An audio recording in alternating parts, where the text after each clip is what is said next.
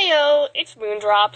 I know I haven't done a voiceover Speedpaint before, but with what the Speedpaint is of, I think this is an opportune moment to maybe start doing more of these. So if you don't know what I'm drawing right now, these are the main characters of a YouTube series called Who Killed Markiplier. If you haven't watched it, go do that now. However, a quick warning, this series has language and themes that are not appropriate for all ages, so if you are a younger person, I would suggest avoiding that series and even maybe not even watching this video, because I'm going to be talking about those subjects. Anyways, let's move on and get started. After I watched the last episode in Who Killed Markiplier, my mind was running around trying to put everything together. And in the end, I created a theory which has since been debunked by Mark in his livestream I Explain Everything. So now I consider it more of an alternative universe, or AU. So in summary, my theory based itself on the possibility that Mark has dissociative identity disorder, also called DID, or multiple personality disorder. I thought of this because Darkiplier and Markiplier are explicitly shown in earlier videos to be the same person in the same body. Dark isn't even Mark, plain and simple.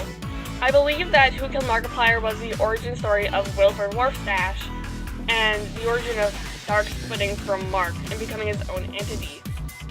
The whole thing with Celine and Damien becoming Darkiplier didn't seem right to me, since we know from A Date with Markiplier that Dark and Mark look identical, and nobody ever points out in Who Killed Markiplier that Dark and Mark look anything alike. I also thought that Damien and Celine's personalities didn't match Dark's personality. Neither of them seemed angry or manipulative like Dark is. Now, I know that Damien is a well-spoken guy, and so is Dark, but that's like the only correlation I could find. So the story starts after Celine and Mark divorce, because Celine has been cheating on Mark with William. Mark is alone in this huge manor with only his staff, and he's not in the best mental state. This is when Dark, an identity that Mark isn't aware of, begins to plot his escape from Mark's body. Now, dissociative identity disorder doesn't just show up one day. It develops as a child as a coping mechanism to a traumatic event. So, Dark has been around for a very long time, and he wants to get out. We know that Celine is into the supernatural and dark arts, so who's to say that Dark isn't? I suspect that Dark learned some of the dark arts from Celine, and he's planning to use those new powers to escape from Mark's body. For years, Dark plans a way to escape sneakily, so he uses William as his scapegoat. Dark plans this casino night and invites all of Mark's friends, including William. This is to make him look like a noble person for reaching out to William and trying to reconnect with him. But it also builds tension after Mark dies and puts all the blame on William. So at 1:30 a.m. that night, Dark takes over and kills himself, which sends both him and Mark to what I like to call the realm. Now, the realm is like limbo between life or death. You can basically go to the realm either on purpose, or somebody specifically brings you to the realm. Dark waits around in the realm for tensions to grow before he calls on Celine. This really got me thinking, how did Celine show up? Now, what made me think that Darkiplier reached out to Celine is because of how she showed up. We know that all of the doors and gates were locked, which would have prevented anyone from getting inside the manor. Yet Celine somehow gets inside the manor. Also, when she shows up, she doesn't know what happened. She just knows that something terrible happened and that she needed to see what was going on and try helping out. She doesn't know that Mark's dead. She just knows that something bad happened. Darkiplier reached out to her and got her to show up and let her in so that his plan could continue. Celine instantly wants to communicate with Mark, playing right into Dark's hands. Dark then sends a vision to lead everyone off and go talk to George, the groundskeeper. During this, Celine and Damien stay back to continue talking to Mark's spirit. Now, Dark knows that Celine would want to do this, and he knows that Damien would want to stay with her to protect her. This is all in his plan. His plan is basically kill them. He kills them both.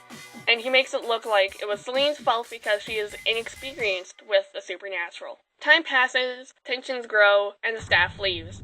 William then gets very angry and shoots both you and the detective, Abe. Celine brings you to the realm in a last-ditch effort to make things right. Quick note, you don't see Abe anywhere because he doesn't know about the realm, so he can't go there himself, and nobody brought him there. Abe is completely 100% dead. So Celine sends you back to your body, which hasn't disappeared like the rest of the bodies.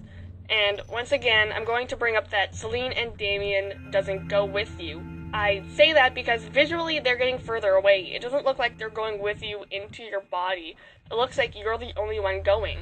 However, Celine is still inexperienced with the supernatural, so she accidentally sends Mark and Dark's spirit back as well. Dark joins you in your body because he doesn't have one of his own, and he shows you out and takes control. He uses his supernatural powers to take on the form he knows best, Mark. Dark takes on Mark's appearance, and also Damien's clothes, which suggests that Dark is also taking over the power Damien had as mayor. Because of this, William has gone insane, and he becomes Wilfred Warfstache.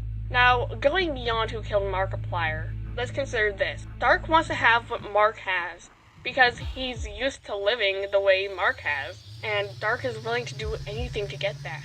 Since Wilfred has gone completely insane, Dark knows that he can use him to do pretty much anything he wants, and they team up in a way. We can see this in Markiplier TV, where Dark is talking about taking back control. And that's about where my AU ends. Now, again, to reiterate, this is not canon. The only reason I made this was to try to make everything from the beginning of Darkiplier and Wilfred Warfstache make sense in a story. Like I said in the live stream that Mark did, he went and disproved that, and he went to say that everything before Who Killed Markiplier is no longer canon. I do like to think that's a nice little AU, and I really hope that you guys enjoyed hearing about it as much as I enjoyed creating it. That's all for now. I hope you guys enjoyed the rest of the Speedpaint.